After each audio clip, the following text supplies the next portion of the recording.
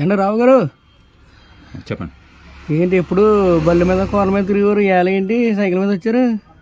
వినపడలేదమ్మా, ఒకసారి చెప్పు. అదే ఎప్పుడు బళ్ళ మీద కోల మీద వచ్చేవారు కదా, ఇవాళ ఏంటి సైకిల్ మీద వచ్చారని. ఓహో, అదా తెలియదేంటి?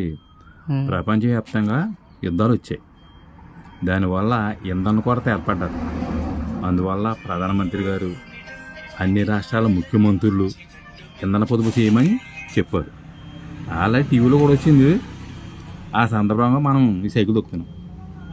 ఇంకో విషయం ఏంటంటే, నేనే కాదు యువత కూడా ప్రతి చిన్నదానికి బండి తీస్తున్నారు. అలా కాకుండా ఏదైనా అవసరమైనప్పుడే బండి తీయాలి. అప్పుడు ఇంధన పొదుపు అవుతుంది, ఆరోగ్యం బాగుంటుంది. ఓకే సరేనండి, మరి ఉంటాను. మీ సైకిల్ సారేస్తారండి? చేసుకెళ్ళు, దాన్నే ఉన్నా.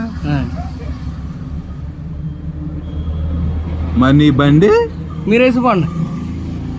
ఓహో, నీకు ఇలాగ అర్థమయ్యిందా?